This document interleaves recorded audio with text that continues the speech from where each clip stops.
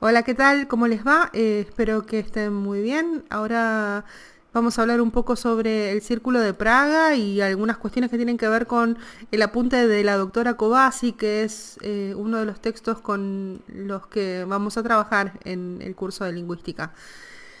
Lo primero que tenemos que tener en cuenta con respecto al Círculo de Praga o a la Escuela de Praga, como lo quieran llamar en este momento porque valen los dos nombres, eh, bueno, es que está formado por dos grupos de lingüistas, un grupo de lingüistas checos y un grupo de lingüistas rusos.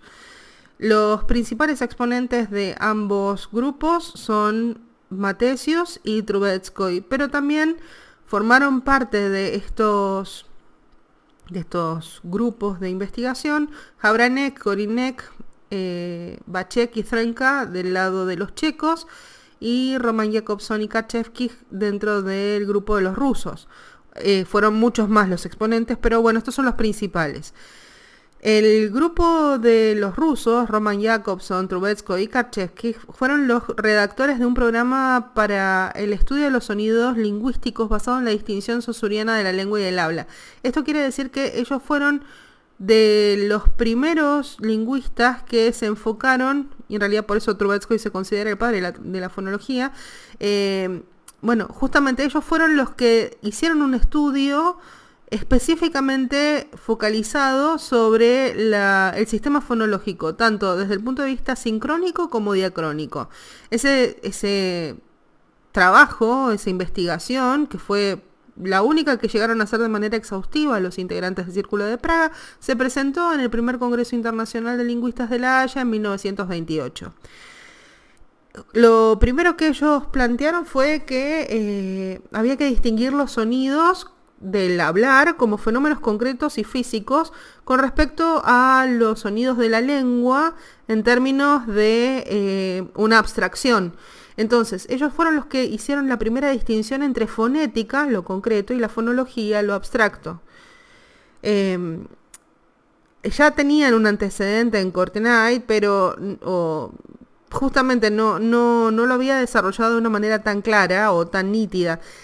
Justamente el Círculo de Praga en 1929 presentó los dos primeros tratados enfocados específicamente en la cuestión fonológica. Y ya les digo, Trubetskoy es considerado el padre de la fonología porque fue el que lideró estas investigaciones. Aparte de reformular el concepto de fonología, ellos reformularon varias cuestiones que están en relación con la teoría de Saussure. El primer tema importante para tener en cuenta es el hecho de que ellos conciben la lengua desde una perspectiva diferente de la que proponía Saussure. La lengua es producto de una actividad humana, eso coinciden tanto Saussure como los integrantes del Círculo de Praga, pero lo que estos eslavos, estos lingüistas eslavos plantea es que cuando una persona desarrolla una investigación sobre cualquier cuestión del lenguaje, necesita partir de la lengua para poder entender, del hablar para poder entender cuestiones de la lengua. No se puede partir de la abstracción, sino de los hechos concretos. Y justamente teniendo en cuenta esta perspectiva, el análisis lingüístico tiene que situarse siempre desde el punto de vista de la función. Por eso ellos se llaman funcionalistas. Ellos estudiaban cómo funcionaba el lenguaje desde el hablar para poder llegar a definir o describir características de la lengua. Entonces, ellos entienden que la lengua es un sistema de medios apropiados para un fin. Y para poder entender cualquier hecho de la lengua, necesitan tener en cuenta el sistema en el que esté inscrito la lengua. Es decir, necesitan poder partir de los hechos del hablar concreto para poder entender los hechos de la lengua en términos abstractos, ¿sí? Si no, es imposible describirla.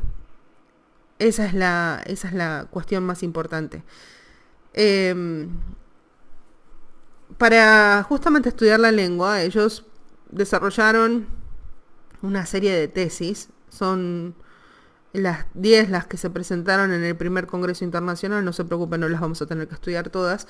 Pero, bueno, hay que tener en cuenta que ellos hicieron un desarrollo exhaustivo de un plan de trabajo, el cual quedó trunco porque, bueno, pasaron unas cuantas cosas en Europa en el periodo en que ellos estuvieron trabajando, empezando porque tuvo que verse interrumpido todo este trabajo por la Segunda Guerra Mundial. Y eso es lo que divide justamente la primera época de la segunda, del Círculo de Praga. Entonces, presentaron un programa en el que se describen las tareas de la lingüística, sobre todo de la lingüística eslava, ¿no?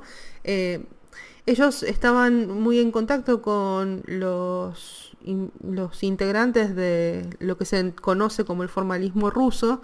Entonces muchas veces hay tratados en relación con los estudios literarios del formalismo ruso. Tengan en cuenta esto porque por ahí muchos de los autores que estamos viendo puede ser que les resuenen de teoría literaria o de alguna materia cercana, ¿sí?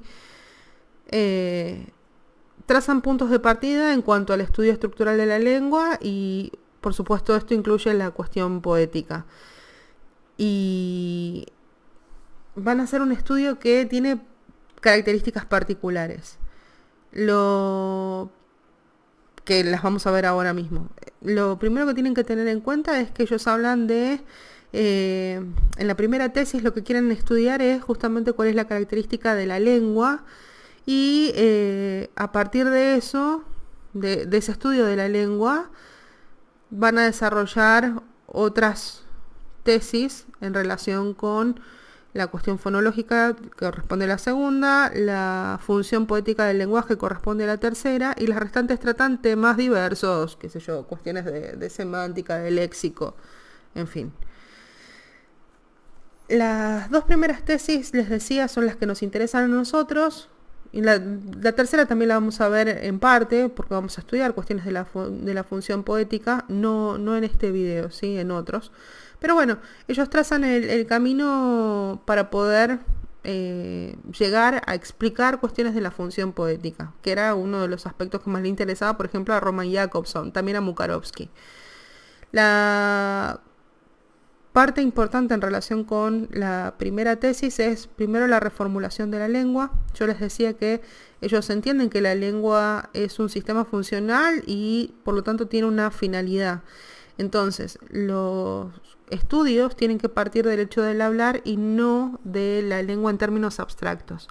También otra de las cuestiones que había planteado Saussure es que había que estudiar la lengua en términos sincrónicos y descartar las características de lo diacrónico. Bueno, el Círculo de Praga busca una forma más conciliadora del estudio sincrónico en relación con el diacrónico. Ellos entienden que la lengua en un estado concreto se explica porque hubo un proceso previo. Entonces, por supuesto que el objetivo no es estudiar cómo evolucionó la lengua, pero sí hay que tener en cuenta o no perder de vista al menos que esa lengua tiene rasgos que son producto de una historia. Y por lo tanto, la diacronía no se puede ignorar, no puede ser una regla de oposición esto de diacronía y sincronía, sino que se tienen que leer como una entidad compleja. Digo, por ejemplo, si yo tengo que estudiar un arcaísmo en una lengua en un determinado momento, no lo puedo pensar si no lo pienso en términos diacrónicos. Es decir, ¿cómo puedo saber que algo es un arcaísmo si no miro un poco la historia de la palabra? O la historia del sistema. Les doy otro ejemplo. Las palabras que empiezan con hue, huevo, hueco, hueso, ¿sí? La H que inicia las palabras es etimológica y la única forma de explicar por qué hay una H que es muda en español ante huevo, hueco, hueso, se explica solamente por un hecho histórico. Entonces, no podemos descartar de cuajo, dicen los del Círculo de Praga, la cuestión diacrónica. Se tiene que leer justamente el sistema acá y ahora, es decir, en estudio sincrónico, pero teniendo en cuenta que hay una vinculación con una historia, ¿sí? Entonces, hay que tener, no hay que perder de vista la diacronía, no hay que perder de vista la historia para poder entender el presente de una lengua. Hasta ahí con respecto a la cuestión diacrónica y sincrónica. El método de estudio que ellos van a desarrollar es un estudio comparativo y ellos justamente consideran que tiene que poder poner de manifiesto leyes estructurales de cada uno de los sistemas. Los lingüistas que formaron parte del Círculo de Praga eran políglotas, la mayoría de ellos. Hablaban entre 9 y 8 lenguas como algo promedio, ¿no?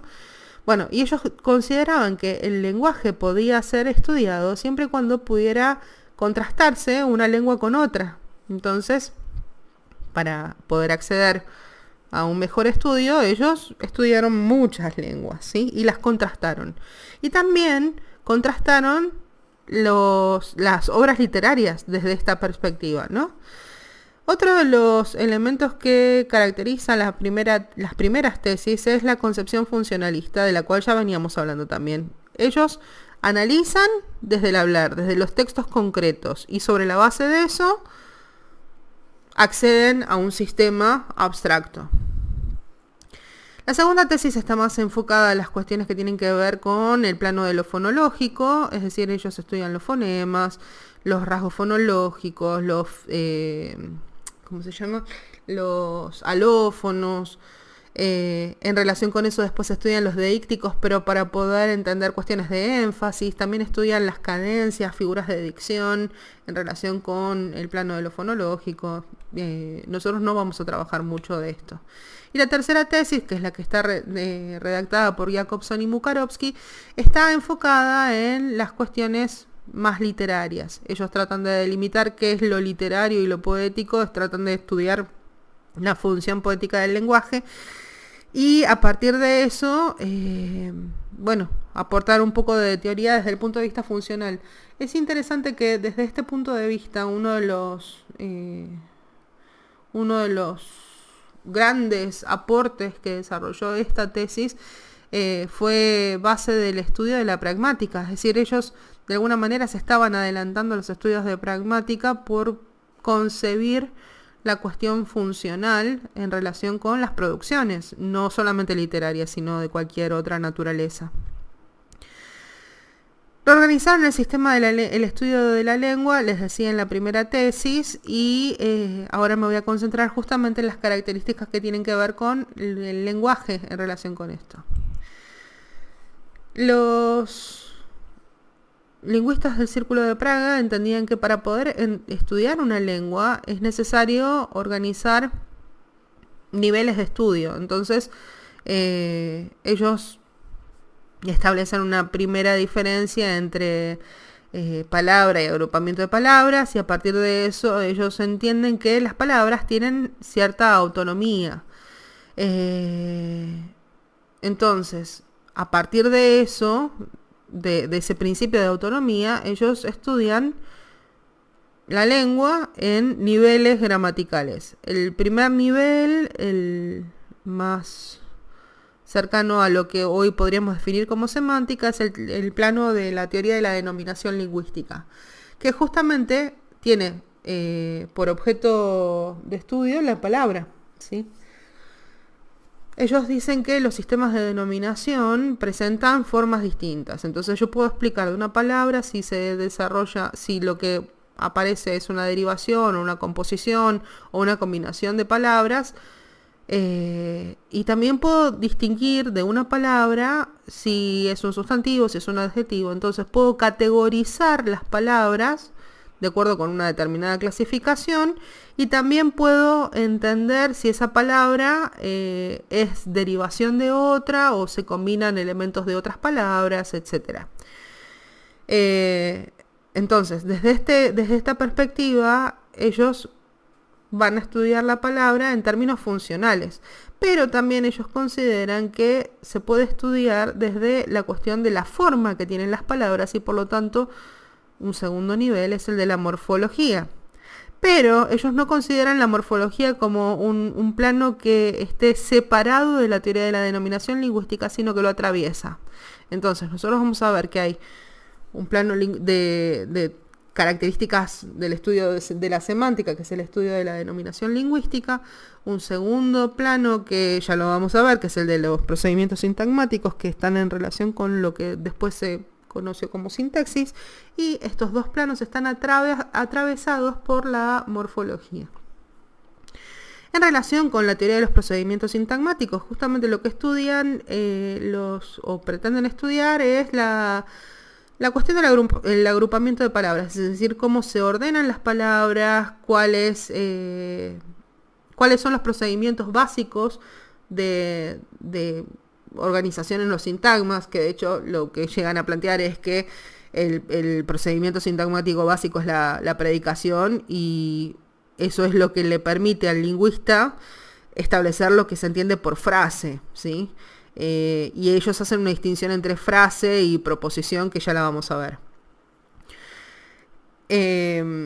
Y también establecen la relación entre tema y rema, sin hablar específicamente de tema y rema en esta época, porque eso es posterior. Pero bueno, llegan a establecer ese tipo de rasgos, algunos de manera intuitiva, porque ya les digo, no lo habían, son los pioneros en esto, están planteando las primeras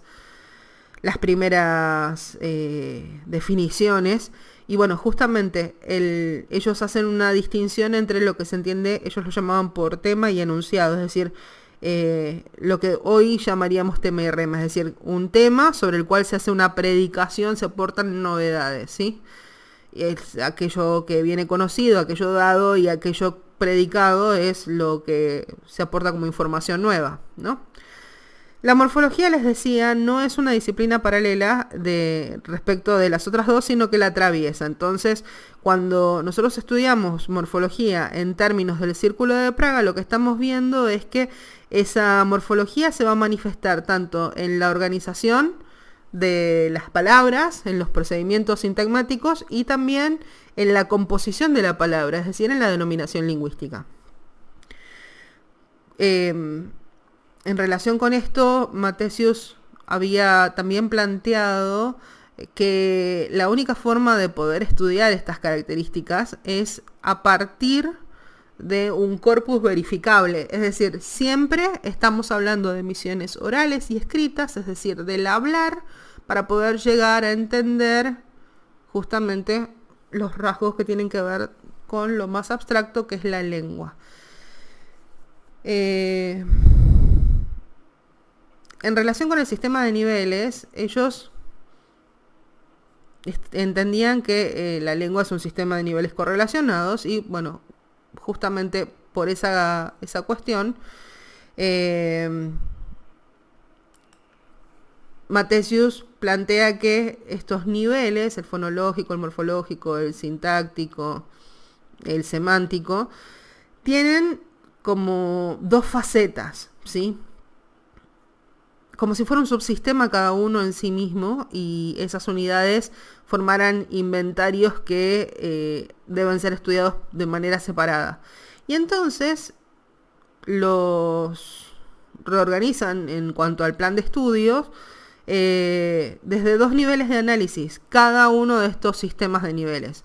Entonces, la fonología podía ser estudiada en términos de paradigmas, es decir, un inventario de fonemas, pero también desde la perspectiva del sintagma, es decir, la combinación de los fonemas. La morfología paradigmática era el inventario de las clases de palabras, ¿sí?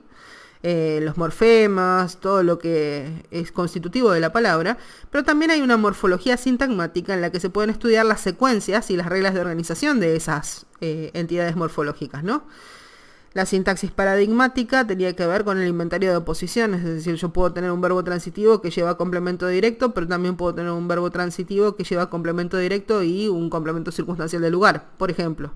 Lo llevo a una oración. Yo puedo decir, tiene un vaso, ahí tienen el complemento directo, pero puso el vaso, necesito saber dónde. Entonces, necesitan tener el vaso en la mesa para que poner tenga sentido, ¿sí? Bueno, y desde el punto de vista sintagmático, las combinaciones, ¿no?, que conforman las oraciones. bueno, justamente el estudio de la sintaxis en términos del Círculo de Praga tuvo una reformulación en cuanto al el concepto de frase, que, bueno, se opone al concepto de oración, el de proposición. La frase está más cercana a la concreción, la proposición es mucho más cercana al término en cuestiones, en una perspectiva abstracta. Y bueno, a partir de eso, Karchevsky desarrolló un estudio de la sintaxis un poquito diferente. Él proponía que la sintaxis tiene como una vinculación, es decir, es como el medio, es la posición intermedia entre el plano de lo morfológico y lo lexicológico, ¿sí? Y entonces, bueno, a partir de eso, él establece 3 relaciones importantísimas para el estudio de las reglas sintácticas, que es la cuestión de la concordancia, la cuestión de la rección y la cuestión de la adjunción. La concordancia tiene que ver con estas relaciones que son interdeterminantes, o sea, del uno determina al otro y el otro determina al primero. La rección tiene que ver con una relación de determinación, es decir, que hay un elemento A que determina el elemento B, como por ejemplo un verbo transitivo exige un complemento directo. Y la adjunción es justamente donde no se da ni la rección ni la concordancia, es decir, son elementos que son combinables pero no se exigen mutuamente. Y bueno, a partir de ese concepto, él reformula la idea de proposición como un sintagma predictivo en el que necesitan necesariamente la regla justamente de la predicación. Si no hay un indicador que evidencia una predicación, no tenemos una preposición, tendremos un enunciado u otro tipo de forma, ¿sí? Y con eso termina la primera época. En la segunda época del Círculo de Praga, nosotros vamos a encontrarnos a muchos de los lingüistas en otros países, y por lo tanto los estudios que habían desarrollado desde ese lado, la época clásica, quedan truncos, ¿sí? Los que continuaron con el estudio fueron Bacek, Frenka, ¿sí? Danes. Ellos fueron los que escribieron y publicaron como integrantes del Círculo de Praga en la segunda época. Hay algunos datos interesantes en relación con esta segunda época. El primero es que ellos descubren que las leyes, ¿se acuerdan que Saussure buscaba establecer leyes en términos de lingüística para poder hacer que la lingüística como ciencia fuera considerada una ciencia dura? Es decir, tenía un objeto formal y material, la lengua era la forma del estudio del lenguaje, ¿sí? Ese era el objeto material. Y había que poder llegar a establecer leyes. Bueno, justamente en esta segunda época, Frenka plantea que las leyes que se pueden establecer en términos de lenguaje son las reglas o las leyes normotéticas, es decir, solamente se entiende, se puede establecer un sistema de leyes si se entiende que los sistemas lingüísticos parten de una convención. No existen leyes como en la física que ante determinadas condiciones yo puedo establecer, no sé, que el agua puede hervir a 100 grados siempre y cuando se den tales y cuales condiciones. Acá esos rasgos no se dan, entonces el punto de partida para poder establecer las leyes es justamente esto de las leyes normotéticas, es decir, se parte siempre de una convención para poder entender las leyes de la lengua y del lenguaje. Ellos reformulan a partir de esto todo lo demás. La teoría morfológica, esa parte la van a poder leer sin problemas. Ellos encuentran Frenka y Danes y Bacek. Sobre todo Frenka fue el que más produjo en esta época. Entienden que el análisis de los sistemas de niveles tiene una lógica bastante particular y hay una jerarquía en cuanto a la organización del estudio. Ya estaba un poco establecido esto en la primera época, pero en esta segunda etapa ya lo organizaron de manera mucho más nítida. Les decía, en cuanto a lo morfológico, ellos entienden que hay una organización jerárquica de los componentes del plano morfológico, empezando por el hecho de que hay una jerarquía en cuanto a los tipos de palabras que componen un sistema. Entonces ellos distinguen que hay palabras que son indivisibles, que tienen base y hay otras que tienen una super base, que se puede manifestar justamente cuando se procesa una prefijación o una sufijación. También se puede alterar la base, es decir, por ejemplo, con el cambio de raíz, ¿sí? Y también puede ser que en algunos casos tenga algún tipo de cambio en cuanto a la fonología. Por ejemplo, yo puedo decir práctico, práctico y practicó. Entonces, justamente con cambiar el énfasis en la palabra, tengo 3 palabras diferentes. Estudian a partir de esto, les decía, desde una cuestión jerárquica, un sistema morfológico que es bastante fácil de leer esa parte de la doctora Covasi, así que no lo voy a desarrollar en detalle, pero tiene que ver con este principio jerárquico, ¿sí? La otra cuestión, desde el punto de vista sintáctico, la desarrolló Danes, y es justamente que las oraciones tienen 3 niveles, ¿sí? 3 niveles sintácticos. El primero es el de la estructura gramatical de la oración, pero también hay un segundo nivel en el que lo que deberíamos estudiar es la estructura semántica de la oración. Y después, en un tercer nivel, que es el más profundo de todos, lo que se estudia es el nivel de la organización de la emisión. Entonces, cuando nosotros estudiamos una oración, tenemos que ver desde el punto de vista de lo más profundo, lo más complejo, cómo está organizada o por qué se puso determinado elemento en la posición destacada, por ejemplo, ¿no? No es lo mismo decir mamá, voy al cine, que al cine, voy mamá. Dije exactamente lo mismo y probablemente con una entonación bastante cercana. Lo único que hice fue cambiar de lugar las cosas. Si yo digo al cine voy mamá, lo más probable es que esté tratando de aclarar algo. Pareciera que le estoy respondiendo a una pregunta que por supuesto no emití ahora porque no venía el caso. Si digo mamá voy al cine, parece una información nueva. Es decir, hay un vocativo, bien clásico de la estructura pivote, ¿no? Hay un vocativo y después de eso hay una predicación en la que se informa un dato nuevo, ¿sí? Entonces, Danes plantea que justamente estos 3 niveles son los que definen la estructura sintáctica hoy. Tiene que comprenderse desde esa perspectiva. Justamente con estos estudios lo que se evidencia es que había un nivel que estaba ya sugerido en la tesis de Mathesius del 29, que es el nivel supersintáctico. Tiene 3 nombres: supersintáctico, suprasintáctico o nivel estilístico.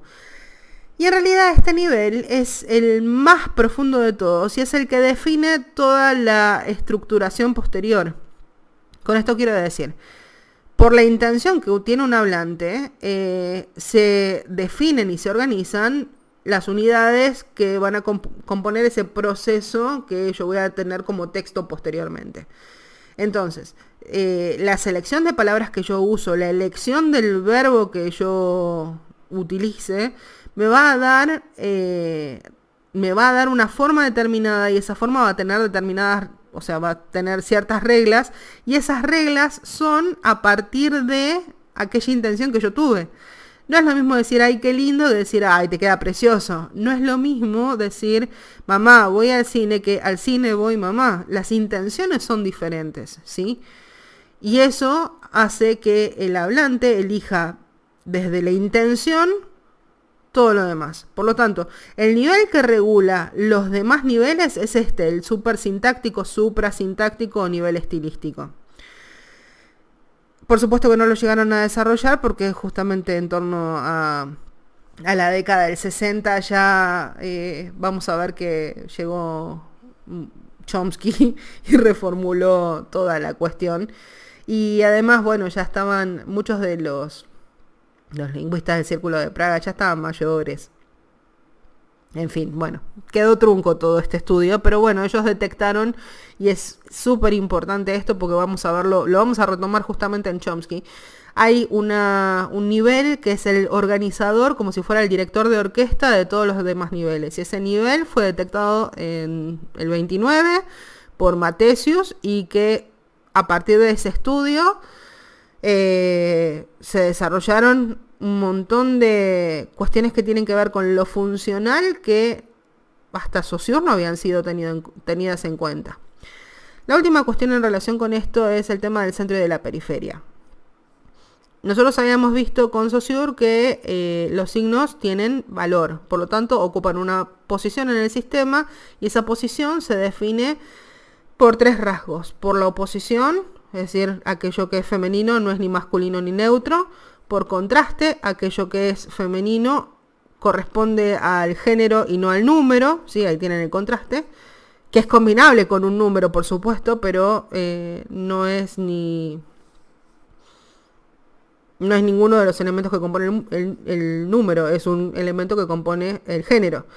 Y además de eso es femenino porque es femenino, esa es la identificación. Bueno, lo que descubren los integrantes del Círculo de Praga, ya en la primera época estaba sembrado el problema en los estudios de fonología de Trubetskoy, junto con Roman Jakobson y Kachevskij, pero en esta segunda época Vacek, por ejemplo, es el que observa, y ya lo pone en palabras mucho más organizadas, que los elementos del sistema no integran las unidades con el mismo grado de intensidad. Dicho de otra manera, el sistema está formado por elementos que tienen cierto peso, y hay otros que no tienen el mismo peso dentro del sistema.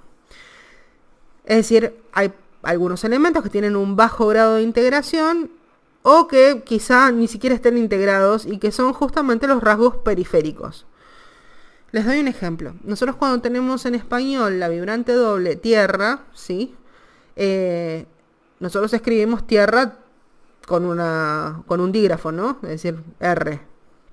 Ahora, en algunas regiones del noroeste argentino dicen tierra, es decir, usan una palatal sonora para indicar esa vibrante doble. Pero cuando escriben la R, es decir, el dígrafo, no escriben con una Y. Bueno, justamente porque el elemento central es la vibrante doble, y el elemento periférico es aquel rasgo fonológico que bueno, justamente se integró aquí.